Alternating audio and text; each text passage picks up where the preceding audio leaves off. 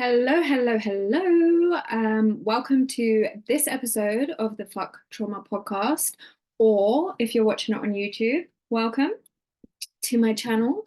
Um, so this episode is talking about the differences between anxious and secure.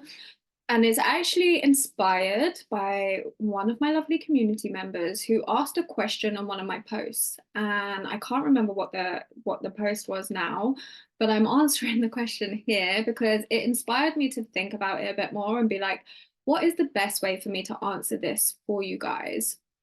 So the question that I got was, does a secure person not feel abandoned and hurt if somebody leaves them?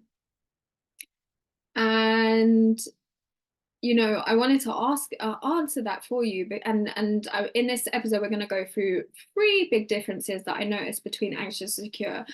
And these are like the deep differences. Like these are not surface level differences that do nothing. I'm telling you the really key differences that I see as somebody that was anxious attachment style and now is a secure attachment style, and as somebody that has taken so many people from anxious to secure herself. It's like these are some of the differences, and I took some time to think about what they were to answer this question for you. So the first one is gonna answer this question. It's not that a secure attachment style would not be hurt if somebody left them. They absolutely would. They are human too. They have feelings, of course, the same way we do. And they would feel, of course, abandoned if someone just left them. Of course, they would feel abandoned and would feel hurt by it. But here is the difference. Here is the key difference. They wouldn't make it about them, about their worth. They wouldn't allow it to seep into their sense of self the way that an anxious attachment style would. Sure, they would have a period of time where they'd be upset and heartbroken and all of these different things that we experience. But I think as an anxious attachment style, we experience it on a lot more of a deeper level because we allow it to really penetrate us. We allow it to damage us because we already have the beliefs that we're not worthy and that we're not good enough, or maybe beliefs around people leave us. It's like just added confirmation to that we're not good enough, we're not worthy of people staying, everyone's going to leave us. And so it becomes a lot more damaging for us, and why it's it becomes a lot more damaging for us. So we will allow it to seep into that it will trigger more of that feeling of unworthiness and not feeling good enough for us. And I'm sure anyone that has experienced this, it's really not a nice feeling. I've definitely experienced this, and it's like a helplessness, a hopelessness of like despair of how could they leave me? How could they leave me? Am I not worthy of anything? Do they not care? It's a real perspective of damaging and very emotional time for us, as it seeps into those beliefs about ourselves and feeling that, what is the point? Like what is the point? And yeah, I'm sure if you've experienced this, then you probably know the feeling I'm referring to. So I think that is the difference. It's not that somebody wouldn't be upset about it. A secure person would be upset about it, of course. But I think the difference is what it means. I think a secure person would pick themselves up a lot quicker to be like, well, this happened, but it's not about me. I'm good. I'm not going to make this is not going to destroy me necessarily. But for an anxious attachment style, I think it can be more damaging because we make it about we're not good enough. It's just confirmation. We're not worthy of people staying, we're not worthy of people caring about us and things like that. And I think that is a key thing, the key shift, the mindset there that changes. So I think it's, the first thing is around the worthiness, the deservingness, the not feeling good enough, feelings that come up with it, because it's re-triggering and confirming what we already feel and think. And then the second thing is the perspective. So I think there's a big perspective difference when you are an anxious or secure person. So as an anxious attachment style, you already have the fear. You are already in a trauma response state. There are times when your trauma response state is more triggered, but overall you are always acting from a trauma response. Even if it's just people pleasing or perfectionism, it's all a trauma response. And then the added parts of this is when you get triggered by something, you're just in a more triggered response state, a fight or flight state. But overall, your symptoms are from that anxious, fearful place. You people please because you fear people leaving you and hurting you and not loving you. The same with perfectionism. You fear that they're going to criticize you and not, it's going to seep into that feeling of not being good enough, and they're going to think you're rubbish, and what you're worried about what people think and feel about you. And the same thing with, then you go into a relationship, or particularly somebody triggers you, and it's that feeling of, oh my God, they're going to leave me more, they're going to lose interest, they don't love me. So I think that's the difference, is that you come from that fearful perspective already, because you have those beliefs already. You're already in a trauma response state. And a secure person is not in a trauma response state. So it's not that, again, something might happen to them, it might happen to them, but it's not that it's not, they're not in that state all the time. And they will see things in a very different perspective than we will, because we will see it from a fearful state. So for instance, if somebody doesn't text you back in a certain time period, your natural fearful state, because you have these beliefs, is, they're leaving me, they're losing interest. You'll naturally start to spiral down this place, because you're coming from a fearful trauma response.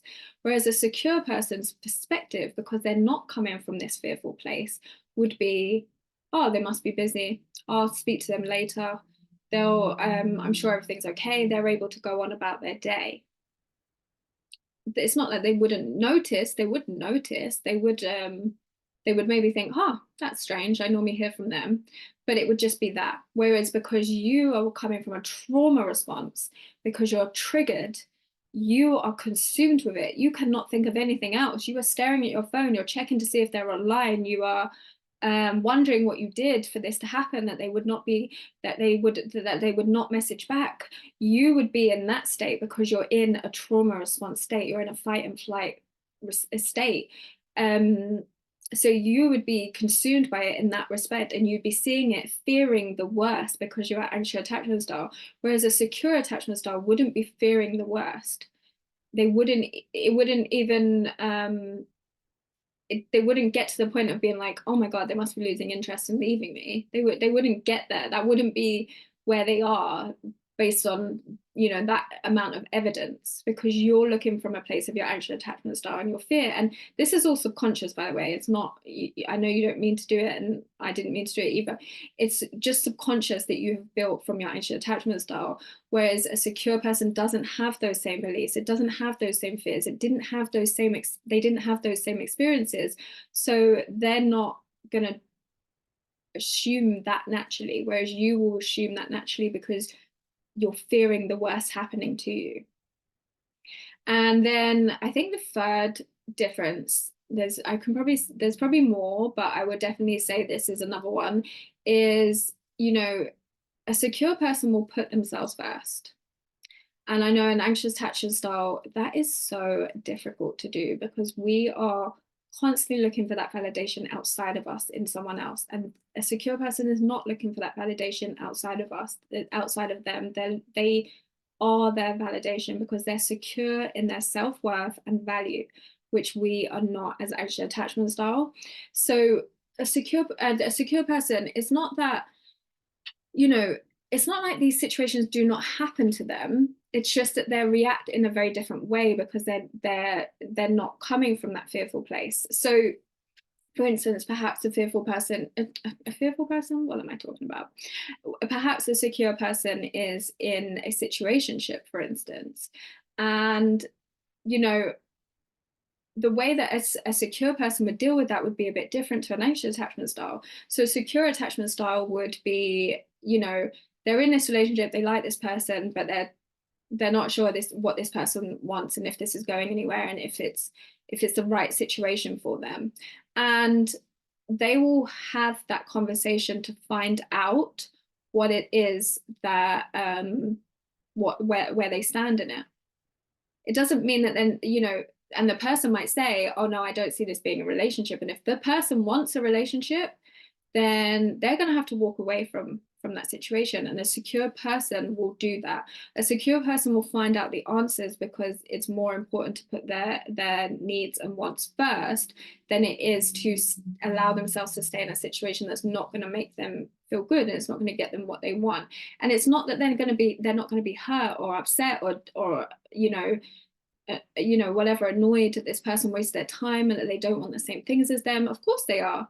But it means that they're going to take control of the situation by making sure that they're putting them first to make the better decisions for themselves and have those conversations to find out the answers to then be able to walk away and do what they need to do.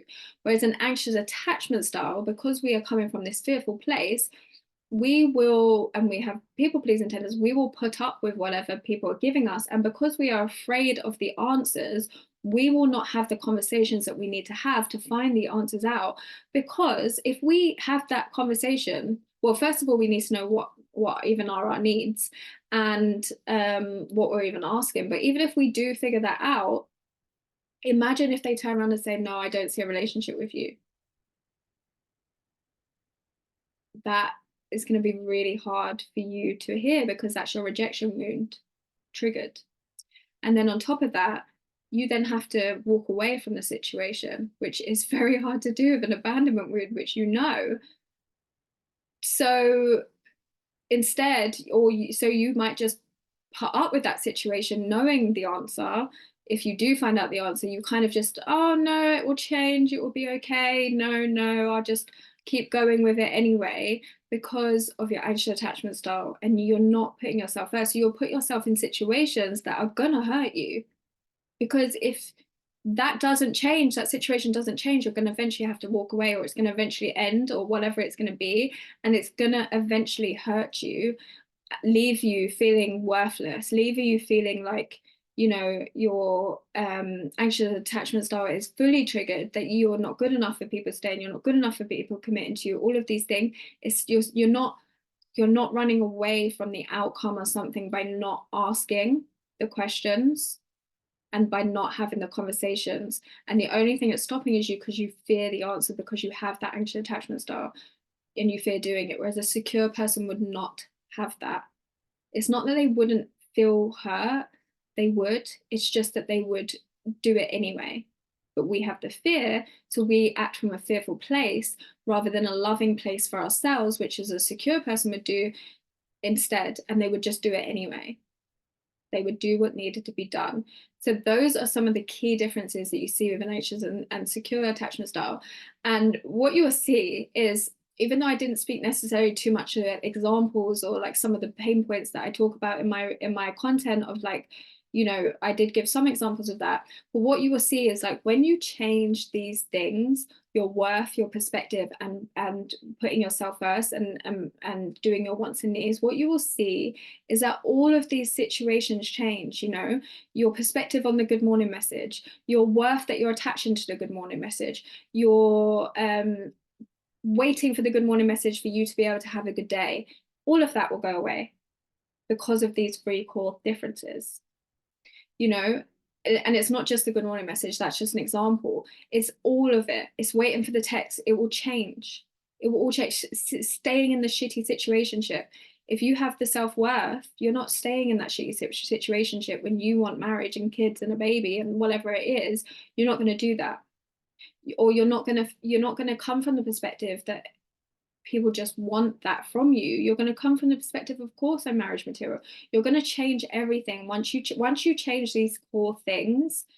and you move to that secure attachment style, everything that you're doing, all your behaviors, all your thinking patterns, all your intrusive thoughts, all your fearful thoughts, all your overthinking, over analyzing, all of the behaviors that consume you, they consume you. And I know they consume you. Whether you're in a dating situation or relationship style, they consume you more in those relationships, but it's your anxious attachment style is impacting your business, your career.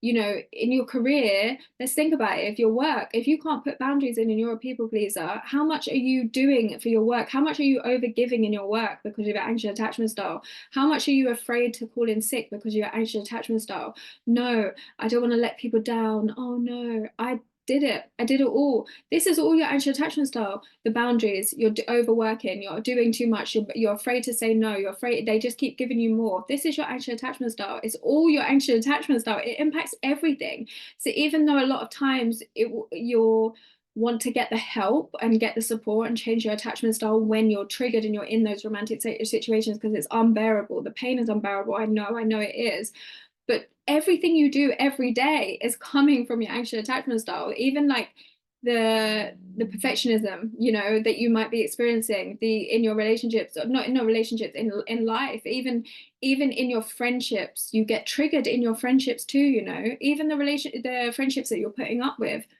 part of it. It's all part of the anxious attachment style. It changes so much. Even your relationship with money, there's so much to it. Your kids, oh my God, I could just keep going. Basically, it's life-changing to move to a secure attachment style for your anxious attachment style. And it can sometimes be really hard to see that because you've just been so used to always being this way. I know that I was that way, even though I knew it was painful. I didn't know what it looked like to be a secure attachment style. I could see that people around me acted differently to certain situations. Like they didn't, my secure friends didn't really have the same relationship issues as I did, or they didn't have the same dramas with friends all the time, and you know, they weren't all consuming in the dinners that we would have. It wasn't all about them, it was all about me, because my fear and anxiety was just so strong that I was just looking for any kind of validation. And now it's completely opposite. I actually go to I go to dinners with friends and I feel like I haven't got anything to say, which is so funny, because I'm like, oh my God, it'll be the same friends I used to go with, and I'd sit there and I'd tell them this problem, this did this to me, and they did this, and this happened, and this happened. And I literally went for dinner with one of them the other day, and I really didn't have anything to speak about. Not that I didn't, I have great things going on, but it was like, before I just used to be consuming the conversations because my anxiety was consuming the conversations, and I needed that validation. And now I'm like, no, I don't really have anything to speak about. Everything's good. Yeah. I just don't need that validation from anyone, because I'm in control. I'm secure in me and I'm validating me.